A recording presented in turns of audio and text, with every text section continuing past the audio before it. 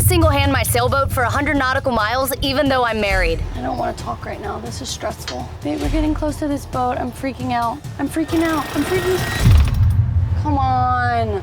Not only is this the longest journey I've ever made by myself, but we're also having issues with our engines. Just a few weeks ago, I solo sailed 60 nautical miles from the Abacos to the Eleutheras in the Bahamas. Today, I'm upping my game. Today, I have a series of challenges. First, I have to pull anchor in the dark all by myself without any help. Then I have to navigate 100 nautical miles to a new destination I've never been to. And finally, I'll have to drop anchor by myself, and I really hope I get there before dark. Stick around to the end of the video. It is going to be a challenging day.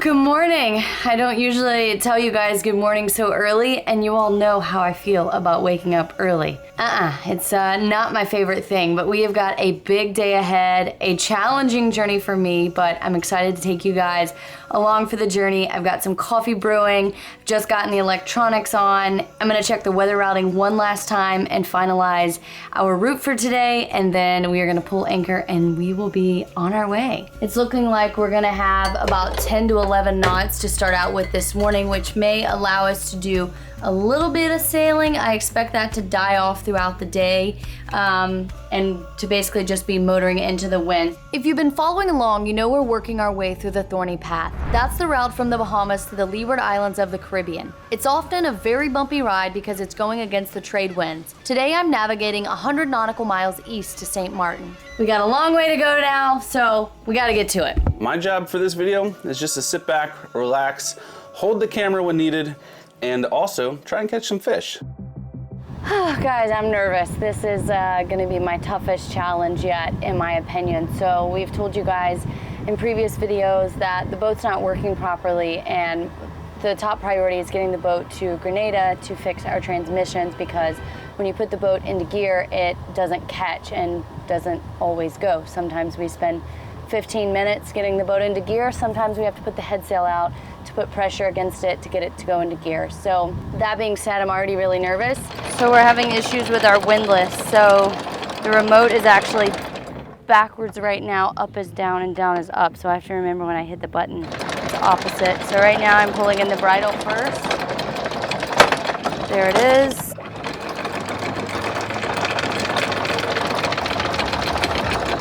We're in 3.5 feet of water right now. We're not really moving. I'm stressed. I think I could put the head sail out. We've done this several times and it's worked, so I'm gonna do this now. So what I'm gonna have to do is get it out, put pressure on. Come on, let's go, come on. Babe, we're getting close to this boat. I'm freaking out. Okay, now do the starboard. I'm freaking out, I'm freaking out. Starboard reverse. Babe, it's not working. I don't want to talk right now. This is stressful. Mooring ball's over here to my port side. Right forward.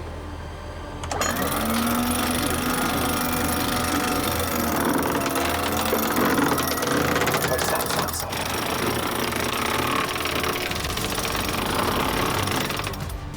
So I want you steering all the way to the right, all the way to the right, all the way to the right. We're going this way. I understand that. I thought it was shallow right here. Come on. What we usually do hasn't worked yet, because we don't have a good angle on the wind. Cole had to help me with this one. Oh my gosh. So we have the head sail out, and the problem that I'm having is that unless there's pressure against the props, then it doesn't catch. So the clutches don't catch, or something is certainly not right.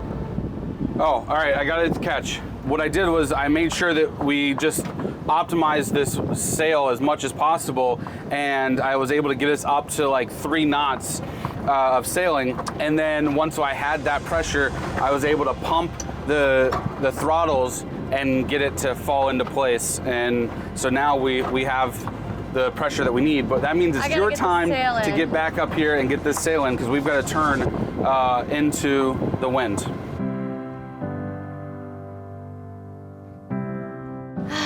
Only 99 more miles to go. I failed my first challenge. Pretty bummed about it. Cole said I didn't need help. I kind of freaked out on the inside and felt like I did need help, so I had him take over. It's just stressful that we have this issue with the boat. If it would maneuver properly when you go to put the engines into gear, I would feel a lot different. But that's the whole point of the video like this, is to challenge myself and hopefully inspire you guys at home, specifically you ladies, if you have a dream of boating or becoming a captain or being on a yacht or whatever the case may be. I hope to inspire you through watching me go from zero experience to where I am now, and also know that it is okay to fail. This morning I failed my first challenge, and while deep down inside I kind of hate it, it is okay. So I really wish that I had some rigged ballyhoo. Unfortunately, I do not. So we're just gonna go with the old plastics today. It's getting a little rough as we get out the passage here, but we're gonna put this out there and probably put it behind the boat about 100 feet, 150 feet, somewhere in there. While I'm waiting on Cole to catch a fish, let's talk connectivity. Throughout our videos, you guys hear us talk a lot about being connected at sea, and let me tell you, it's amazing. But one thing we've never really talked about is what do we do when we're on land and we're away from our internet router? Well, now we have a solution for that, and it's Airlo, and they just so happen to be the sponsor of today's video. But before you go skipping through this part of the video, give me just a couple more seconds to tell you about this great company and why we believe they offer a great travel hack. Before Airlo, we would have to hunt down the local phone carrier and buy local SIM cards for data. And let me tell you, it was a pain. Now all we have to do is download the Airlo app, select the country we're in, and within minutes we have local and inexpensive data on our phone using an electronic SIM card provided by Airlo. The best thing about Airlo is they offer affordable data plans in over 200 countries and regions around the world. As we travel all of the islands of the Caribbean, we will now always be connected. No matter if you're traveling by boat or by plane, download the Airlo app now so you are ready for your next trip. Airlo is giving all of our followers a $3 off discount on your first eSIM when you use the code AdventureCruise3.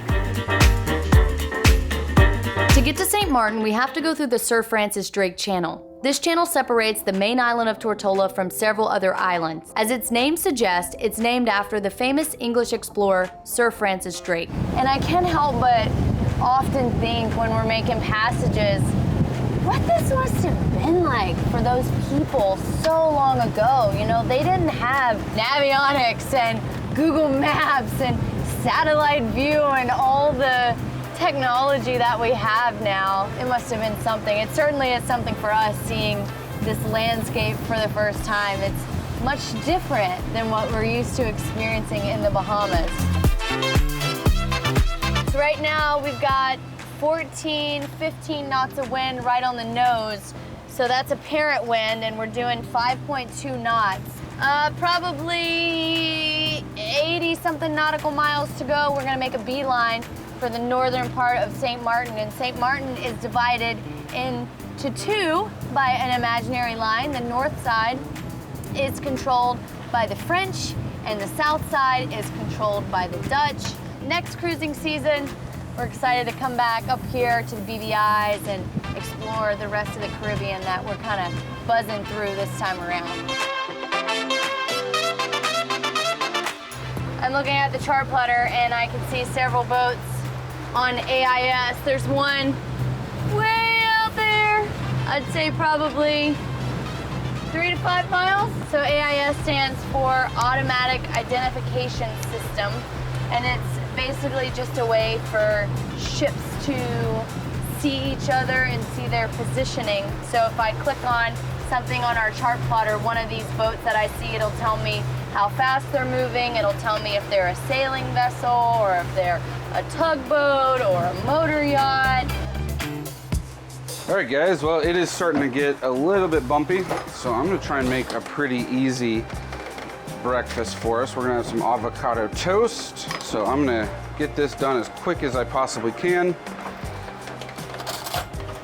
and get the heck back out of here. Not only that, it's really hot. We've got the windows and doors closed right now because of all the spray coming up on the bow. You okay? Yeah, so I typically don't get seasick, but I'm telling you right now, like this is rough, and just trying to make something as simple as toast right now is getting to me. In fact, I'm gonna sit here for a minute. So the best thing, if anyone ever, the minute that you start feeling bad, get the fresh air in your face, sit at the helm to where you can see the horizon and just kind of focus on that horizon. And I'm talking about the minute that you're like, something just doesn't feel quite right. You've got to do it, because at that point it's almost already too late. But the thing about seasickness is it's mind over matter. 90% of it is all in your head. The 10% of it is your equilibrium saying something's not right. Wow, we really are switching roles today, huh? All right. Don't let it blow off the plate. Thank you. It's windy. It is windy. I kid you not. I just sat down to eat a bite of breakfast and my avocado toast, and I look over and there's birds diving all around us. So I'm gonna turn the boat off course and see if maybe we can catch a fish. Oh, babe, what'd you catch? Looks like some sargassum, unfortunately. Did you catch a sargassum fish? But not had any luck, and I think that the majority of that is probably because I keep getting grass on my lure.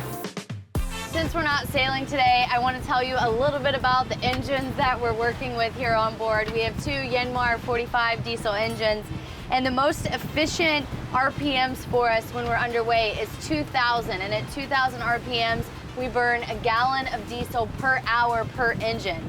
We often like to only use one engine when we have to motor, so we only burn 1 gallon per hour. But since we're going 10 to 11 knots directly into the wind, we have both of our engines because we don't want to take forever to get there. So at 16 hours, burning 2 gallons of diesel per engine, we expect the trip to cost about $160 to get to our destination of St. Martin. So I just can't wait till we can get to a place where we can actually sail again, because since we left literally the Bahamas, we've had a little bit of sailing, but overall it's motoring. I mean, this is the thorny path. Everybody who sails this knows that you got to beat into the wind east just so you can go south. So we are almost there to our point to where we can turn the engines off and be able to sail, and it's going to be great being able to sail through all of these Caribbean islands to get to Grenada. So we're starting to see a lot more sargassum in the water, which Cole has caught several sargastic fishes today. Now, it's important to know that sargassum usually sticks around at the top of the water, and our engine raw water intake is underneath the hull. So generally we don't have problems with it, but when we were actually leaving the DR on the way to Puerto Rico the other day, we had an engine overheating, and it turned out that we had sucked some, weeds or trash up into the strainer. So I'm keeping an eye on that and making sure everything is good to go.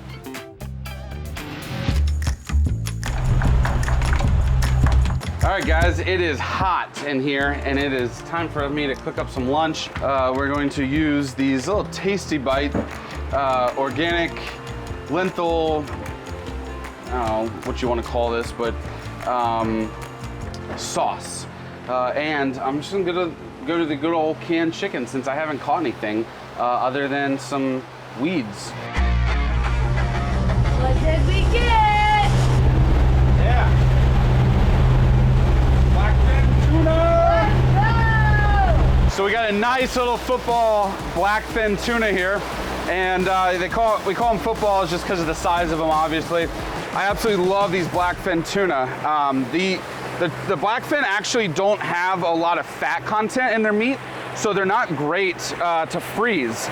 So whenever you get a little football like this, it's perfect, because it's almost like the perfect amount of fish just to put straight into the refrigerator and eat it over the next day or so. So when it comes to tuna, obviously the prize tuna is your bluefin tuna. Those are the big boys, and they also are known to have the most fat content, which is why they are the prized fish of the tuna family. But then from there, you obviously have your yellowfin tuna, which get really big as well. You have your big eye tuna, and there's a couple other tuna out there. But then you get down to the blackfin tuna. And the blackfin tuna is really good to eat, but like I said earlier, it just doesn't have a lot of fat content in it, so it's not great for storing. There we go. We got 2 nice fillets. I am so excited to have that nice tuna on board. So we've got about 20 nautical miles to go, and we're going about 13 knots into the wind, and we're doing 6 knots. So about the same amount of wind that we've seen all day. It's been right on the nose, but we are motoring right along. What's that dance for? This is my land ho dance. Land ho? There is land up there. Oh my goodness, we've almost made it. So I slowed down a bit to see the dolphins, but I'm gonna crank her back up to 2,000 RPM so we can get there. I know people say it's all about the destination. I mean, it's all about the journey. I think we're the ones who say it's all about the destination. And the journey is great. But what we've realized in a year and a half of cruising is that we're not huge passage people, especially passage people back to back to back. It's like fine if it's like a big passage once every few months, but we've done a lot of miles. I feel like I get to a point where I feel a bit fatigued on passages. I like the day sails, I like the easy jumps, especially love when you can see what island you're going to next before you even leave the island where you're anchored. But yeah, I'm pretty stoked. There's land. 22 nautical miles. Will I be anchoring in the dark? What time is it? Yeah, it's 4:13 now. I gotta see when the sun sets. So you bring up a good point. I think it'd be really cool to start having crew on the boat to help us in passages. If that's something you'll be interested in, give us a comment below and let us know that that's something you would like to do. And if we get a lot of people interested in it, then we'll probably figure out how to start opening that up or taking applications for that. And at least have like 2 people on the boat to help us. I mean, 4 people on this boat's super comfortable, and it makes night watches super easy. If we're gonna do anything more than like, 24, 48 hour trips, then we could obviously bring people on the boat. So comment below if you think that that's something you would be interested in, and we'll gauge the interest, and then maybe we'll put up like a landing page on our website or something like that to take applications for people that might be interested in doing that. Yeah. All right. So we've got 11 nautical miles to go. It's 6:40, which means I will be anchoring in the dark. Definitely makes me a bit nervous because we've never been here before, so I'm gonna have to really study the charts and find where the best place is.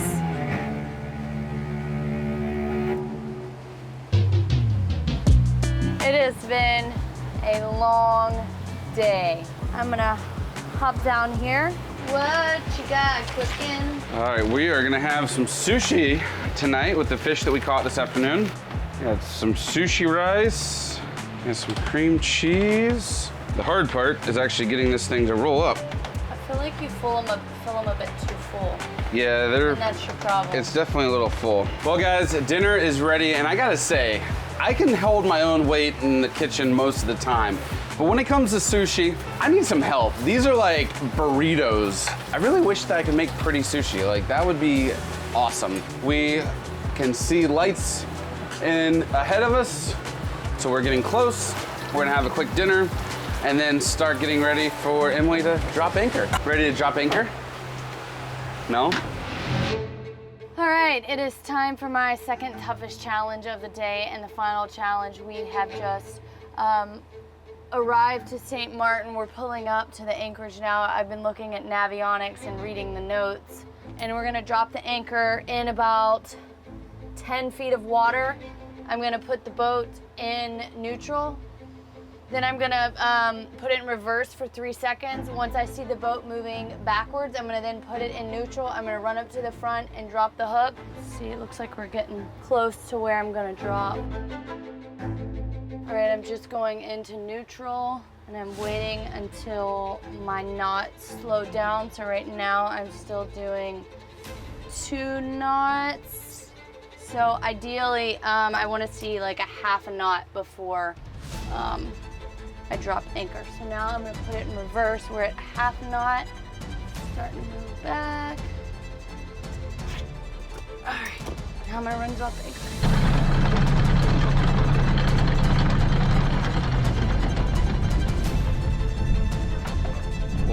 another 20 feet out. All right, there's 80. So I've got the proper scope. Now I'm gonna put on the bridle. All right, we're tightening up. Look at that. Always a good exercise for me.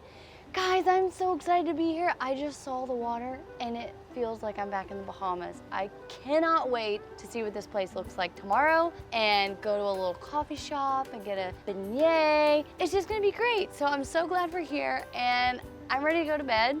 It's time to get some sleep. I hope you guys enjoyed this video. If you did, be sure to hit that thumbs up button, smash that subscribe button. It helps us more than you realize. And we will see you next week. And as always, thank you so much for watching.